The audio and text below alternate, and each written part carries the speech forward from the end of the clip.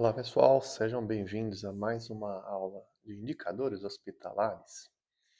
E dando continuidade aos indicadores financeiros hospitalares, vamos falar um pouquinho hoje sobre outros indicadores financeiros, complementando a aula passada.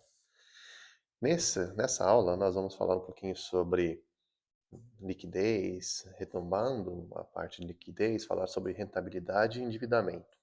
Tá? E aí nós finalizamos e fornecemos um panorama completo sobre a saúde financeira hospitalar. Então a ideia com essa condição, né, com essa proposta, é compreender esses indicadores, né, e a gente entender quais são os papéis desses indicadores em tomada de decisão, planejamento estratégico, né, financeiro, para que você tenha um, uma saúde financeira mais adequada nos ambientes hospitalares e nas clínicas.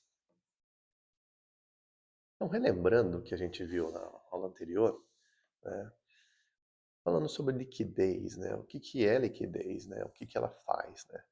Ela mede a capacidade de uma empresa cumprir suas obrigações no curto prazo, né? Então, para você verificar a liquidez, né, a gente precisa fazer uma comparação entre o ativo circulante e o passivo circulante. Lembrando o que que é o circulante, é aquela, é aqueles valores relacionados a um prazo de até 12 meses, sejam valores financeiros, aplicações ou bens, né, que você consiga gerar um dinheiro, ou fazer uso desse dinheiro em um prazo de até 12 meses. Então, se você quer calcular a liquidez corrente, você faz uma comparação entre aquilo que você tem, né, ativo circulante, um prazo de 12 meses, e o passivo circulante. A liquidez geral, ela avalia então a capacidade de ela pagar essas dívidas de curto e longo prazo com os seus ativos totais, ou seja, independente do prazo que é a sua dívida, você faz uma comparação entre aquilo que você tem no curto prazo, comparando com as suas dívidas de curto e longo prazo, ou seja, seu passivo total. Então, eu posso fazer um cálculo dessa maneira, né? Os ativos totais, ativos circulantes mais os realizáveis a longo prazo, ou seja, tudo aquilo que eu tenho, né, dividido pelo passivo circulante mais o passivo não circulante. Ou seja, pego tudo aquilo que eu vou receber ou que eu tenho no curto prazo e no longo prazo, somo e divido por tudo aquilo que eu devo, por tudo aquilo que eu tenho de dívidas num curto e num longo prazo, né? E aí eu tenho a liquidez geral. Era isso que a gente já tinha visto na aula anterior, né? E a gente vai ver mais à frente, no caso da clínica SOS Sorrisos, que é super importante para qualquer empresa, né, analisar a liquidez. Ela garante, então, que você possa honrar os compromissos financeiros, né? Saber o que você pode negociar com os fornecedores, fazer o cálculo para pagamento de impostos e outros custos operacionais, sem você comprometer as suas atividades essenciais. Detalhe importante é que se você tem um alto índice de liquidez, sugere que você tem uma boa capacidade de pagamento. E claro, né, gente, se eu tenho aqui uma razão, uma divisão entre aquilo que eu recebo, aquilo que eu tenho sobre aquilo que eu devo, quanto maior for esse valor, dividido por esse, vai dar um número maior. Quanto maior for esse número, mais significa que eu tenho dinheiro, seja a curto ou a longo prazo, para honrar com os meus compromissos. Tá? Isso olhando a liquidez geral. Também serve para a liquidez corrente para verificar se num curto prazo isso também se mantém. Porque às vezes o que você tem no longo prazo, somando seus ativos, sugere que você seja um bom pagador, mas num curto prazo pode ser que não. Então é importante fazer as duas comparações, para de fato você garantir que tem uma boa capacidade de pagamento e não comprometa as suas atividades essenciais e nem seus custos operacionais. Agora, vamos ver um pouquinho sobre outros indicadores financeiros. Vamos falar sobre a rentabilidade, né? E dentro desse contexto, o que nós vamos ver aqui em mais detalhes? Nós vamos falar sobre a taxa de retorno, sobre investimento, a gente vai ver que ela mede o lucro líquido em relação ao ativo total, ou seja, mais uma razão que significa? O que eu posso observar com ela? Então eu posso verificar quanto de eficiência eu tenho em relação a todos os ativos utilizados para gerar o meu retorno. Nós vamos ver também que essa taxa de retorno ela pode ser calculada sobre o patrimônio líquido. Então, aqui a gente vai ter uma taxa de retorno sobre o patrimônio líquido, TRPL. E aí ela tem uma interpretação um pouco diferente da anterior, porque você vai verificar o poder de ganho dos proprietários, né? O retorno sobre o capital investido na instituição. Vamos ver também em detalhes o giro do ativo, que verifica ali a eficiência com que a empresa utiliza seus ativos para gerar receita, como o nome já diz, né? Então a gente vai verificar ali, com exemplo, quanto maior o giro, melhor a utilização dos ativos. E a margem líquida também, em termos de rentabilidade. Então são esses os indicadores de rentabilidade que nós vamos observar hoje. Tá? E por que é importante falar sobre rentabilidade, né? E não só sobre o quanto eu arrecado e o quanto eu tenho de compromissos a pagar? Porque ali, na rentabilidade, você verifica a sustentabilidade da sua instituição, especificamente falando de instituição de saúde também. Né? Então, quando você monitora esses índices, você pode otimizar e alocar melhor os seus recursos. Né? Verifique as oportunidades de melhoria, onde você precisa adequar o seu desempenho financeiro, para que você tenha sempre resultados positivos, seja a curto ou longo prazo. Então vamos a cada um deles em detalhes, né?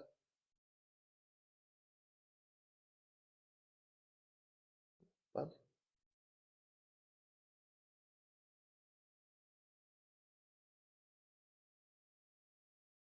Giro do ativo. Então aqui, o que que é o giro do ativo, né? Nós já vimos ali, ele vai medir a proporção entre as receitas geradas e o investimento total de ativos. Então ele verifica ou reflete, né, a eficiência com que a instituição de saúde utiliza os seus bens ali relacionados à sua produção, né, à sua condição associada ao seu negócio. Então como é que se calcula? De maneira bem simples, você tem o faturamento, tem o ativo total, faz a razão entre eles. Então, o giro do ativo vai ser a razão entre tudo aquilo que você arrecadou dividido pelo ativo total. Então, vamos pôr em exemplos práticos.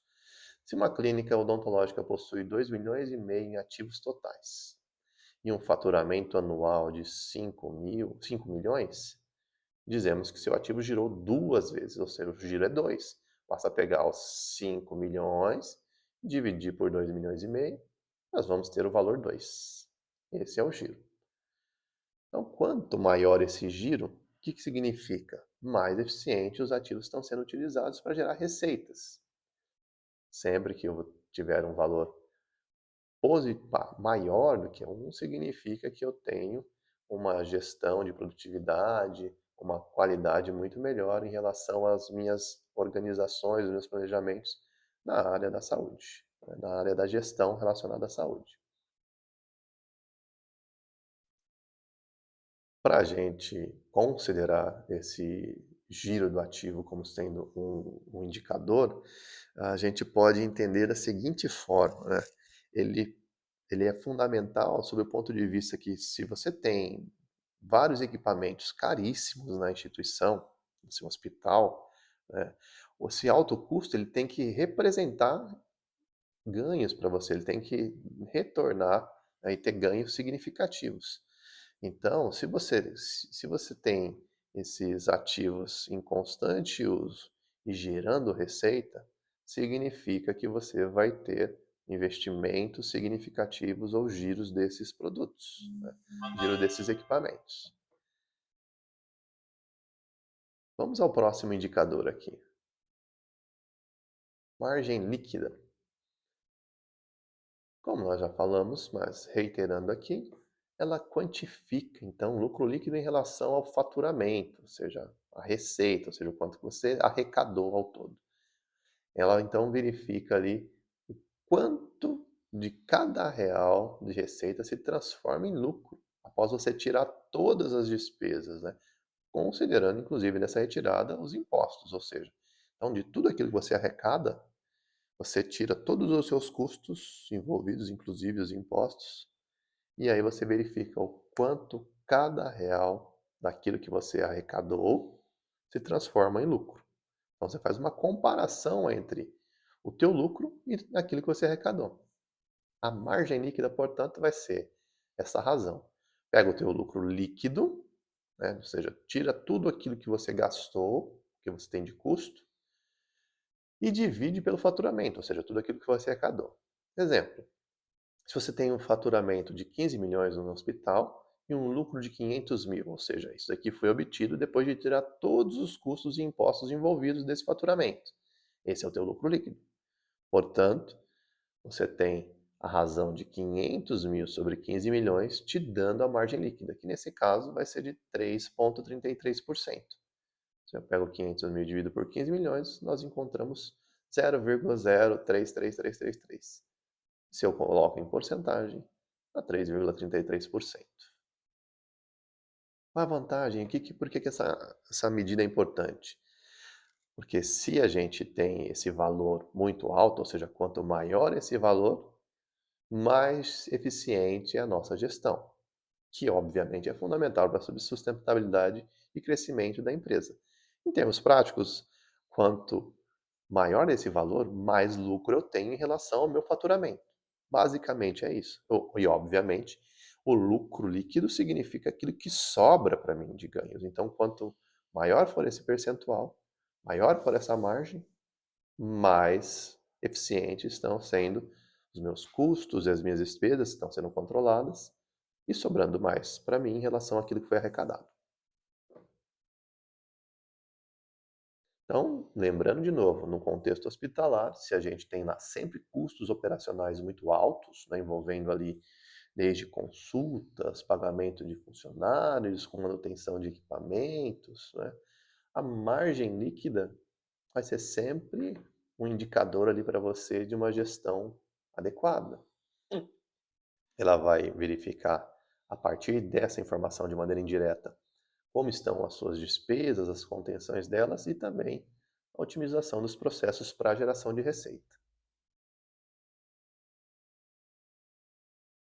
Os investimentos que nós mencionamos, que são as taxas de retorno, tanto sobre investimento e sobre patrimônio líquido, eles são calculados da seguinte maneira. O TRI, né, ele é calculado fazendo a razão entre o lucro líquido e o ativo total. E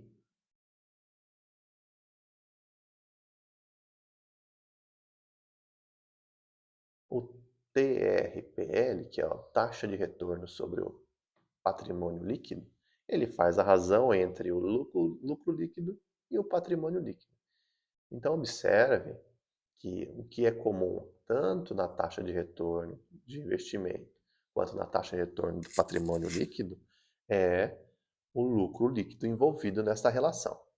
Só que como um é sobre investimento, então você compara sobre tudo aquilo que você tem de ativo, seja o ativo circulante ou ativo não circulante. Já o lucro líquido sobre o patrimônio líquido, como o nome já diz, você vai fazer a taxa de retorno sobre o patrimônio líquido. Então você pega o seu lucro líquido e divide pelo patrimônio. Exemplo da aplicação prática. Vamos considerar que um laboratório tenha 5 milhões em ativos, 2 milhões em passivos e 1 milhão de lucro. Se eu observar aqui a taxa de retorno sobre investimento, eu preciso do lucro líquido e dividir pelo ativo total.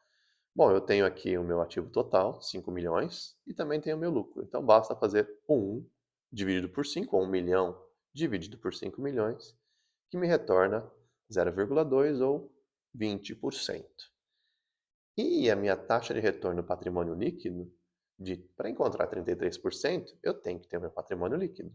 Para fazer isso, lembrando lá dos cálculos financeiros, se eu tenho o total de ativos e o total de passivos, o meu patrimônio líquido é a diferença entre eles. 5 menos 2, 3. Portanto, a minha taxa de retorno sobre o patrimônio líquido, eu encontro fazendo 1, que é o meu lucro líquido, dividido por 3 milhões, que é o meu patrimônio líquido. E aí sim eu encontro 33% de taxa de retorno sobre o patrimônio líquido. Portanto, esses índices, eles servem para verificar ali a rentabilidade dos nossos investimentos, né? Qual a eficácia na geração de valor, tanto para os proprietários quanto ali para o teu negócio, né? Então, se eu tenho, por exemplo, um, um retorno de 20%, né, em relação ao lucro líquido em relação ao ativo total, isso mede ali para qual é o que está gerando de valor, né, do meu negócio em relação a tudo aquilo que eu tenho, em relação a tudo aquilo que é gerado de arrecadação. E em relação ao, aos proprietários, né, você tem ali a taxa de retorno sobre o patrimônio líquido, que verifica o grau ou percentual de retorno, quanto você tem de geração de valor em relação a todo o seu patrimônio investido nesse negócio, né? Então verifica que que se tem ali nesse exemplo 33% de taxa de retorno de patrimônio líquido. E é sempre importante, né, frisar que as taxas de retornos elas devem ser analisadas de maneira conjunta, né, porque elas fornecem, dessa forma, uma visão abrangente e complexificada sobre o desempenho da instituição, no caso especificamente da instituição de saúde, né. Então, se você verifica que a taxa de retorno dos investimentos ela foca ali na eficiência dos ativos, ou seja, de tudo aquilo que você tem disponível para gerar dinheiro, a taxa de retorno sobre o patrimônio líquido, ela verifica o retorno gerado para os investidores ou sócios, porque está associado ao investimento, né, ao patrimônio líquido dessa empresa. E por isso que ambos têm que ser analisados de maneira conjunta, né? E isso serve para você tomar decisões estratégicas, seja de investimento na empresa, ou seja de possíveis expansões. Vamos ver um exemplo aqui. Um exemplo da SOS Sorrisos.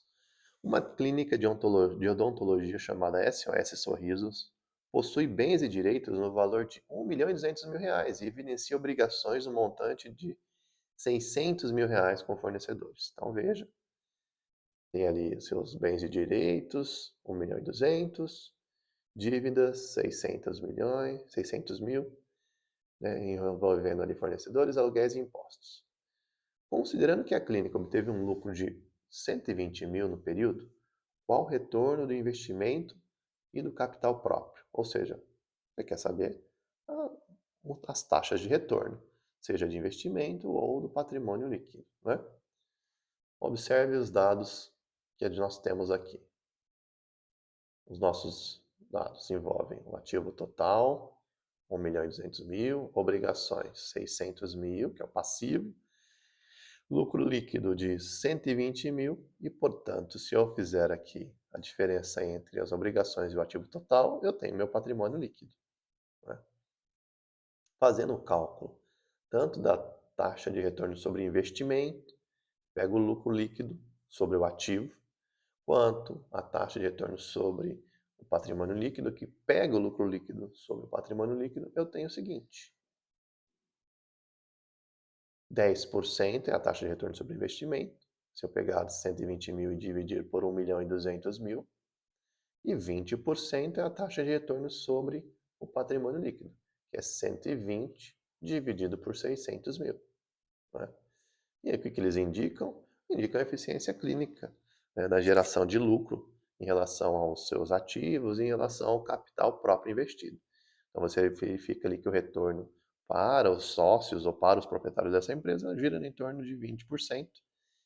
E em relação ao sobreinvestimento, né, sobre aquilo que você arrecada e aquilo que você lucra, são 10%.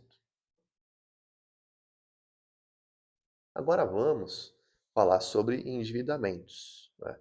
Nós fizemos uma análise sobre todos os valores financeiros da empresa na aula passada.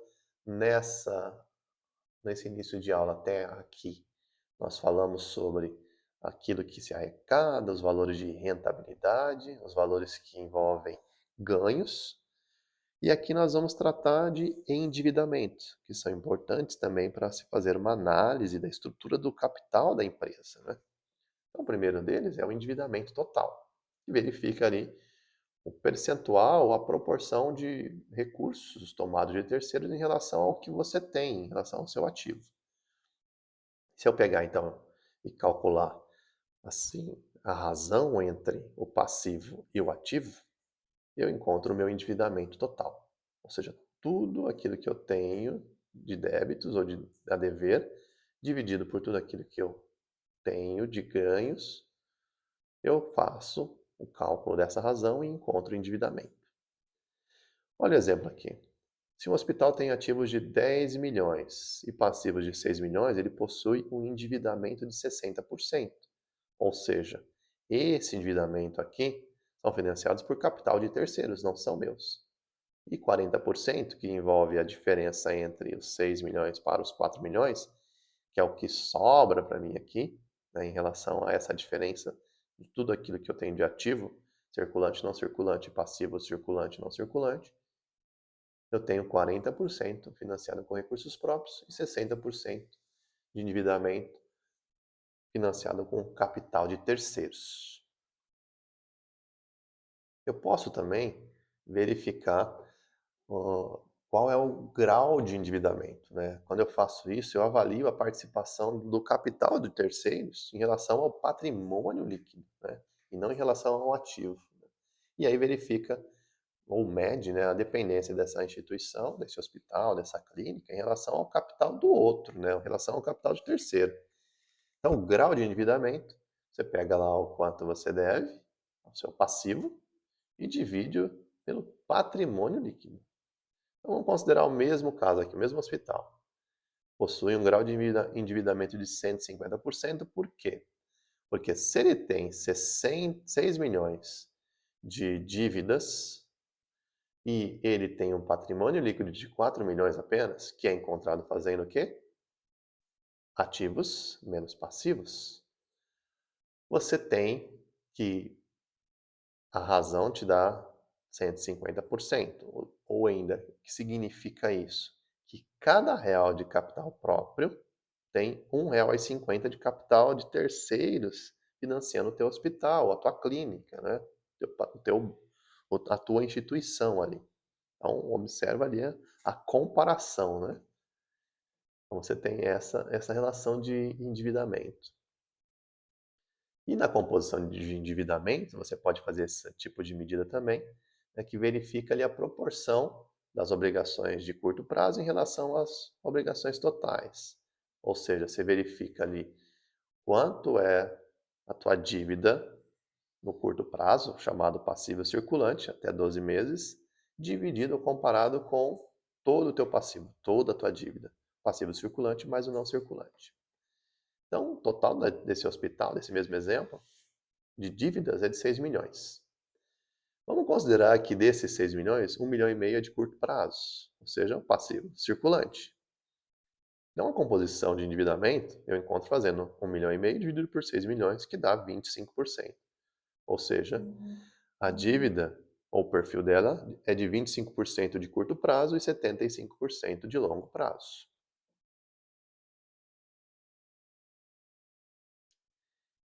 Esses índices, então, eles verificam ali a solidez financeira da empresa, o risco da instituição de saúde. Por quê? Se você analisa detalhadamente, através desses indicadores de endividamento, você tenta identificar ali a sustentabilidade das dívidas e a capacidade de gerenciamento desses prazos.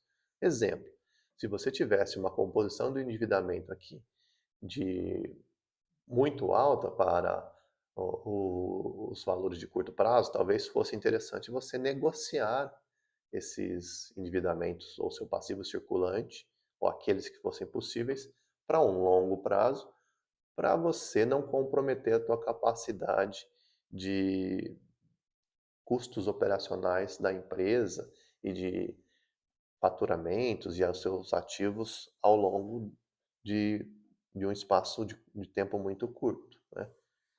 E isso evitaria, por exemplo, inadimplência, melhoraria fluxos de caixa. Então você teria um gerenciamento mais adequado dos seus prazos, porque você estaria analisando de maneira sustentável as suas dívidas. Então vamos a um outro exemplo.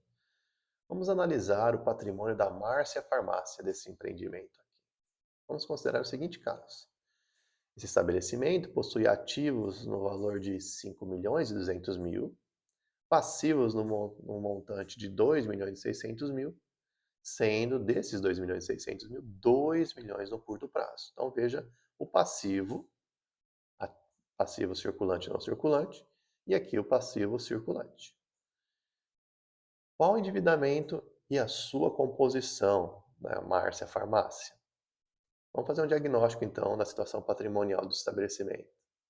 Então vamos calcular o endividamento dela, o endividamento total. Se ela tem 5.200.000 de ativos e 2.600.000 de ativo, o endividamento dela é de 50%. Basta dividir 2.600.000 por 5.200.000. Tá? Então significa que 50% dos ativos da Márcia Farmácia são financiados por terceiro. Na composição do endividamento, ou seja, eu vou fazer uma comparação com o passivo circulante. Da minha dívida, o quanto que é de curto prazo? É isso que a gente vai analisar. Então, se eu tenho 2 milhões aqui em curto prazo e os passivos totais são 2.600.000, a razão entre eles me dá 0,769 ou 76,9 ou quase 77%. Isso significa que ela está com um percentual de dívidas de curto prazo comprometendo ou tendo um perfil de alto risco, né? 3 de 4 situações, ou 3/4 praticamente da dívida dela, é de curto prazo. Então isso pode levar a um alto risco, comprometendo as funcionalidades da instituição. No caso aqui, da Márcia Farmácia. Então o que a gente pode analisar? Ela tem um endividamento moderado geral, de 50%, só que dentro desse endividamento, a gente pode olhar que tem uma alta concentração de dívidas no curto prazo. E isso representa um risco significativo de liquidez, não é? E isso pode levar a cumprimento das obrigações imediatas, pagamentos. E aí seria importante, como mencionado anteriormente, nessa circunstância, a da Márcia Farmácia verificar a possibilidade de revisar sua estrutura de dívidas, tentando alongar ou colocar aquelas dívidas de curto prazo, algumas delas, a um prazo um pouco maior, alongando assim esses passivos saindo de circulante para não circulante e provavelmente ou consequentemente reduzindo o risco de inadimplência. Então, a gente vê aqui a importância de além do percentual de endividamento global, né? E aí a gente analisou detalhadamente a composição da sua dívida. Alta proporção de dívidas de curto prazo geram pressão sobre o fluxo de caixa, independente do nível de empresa ou do nível de endividamento total dessa empresa, né?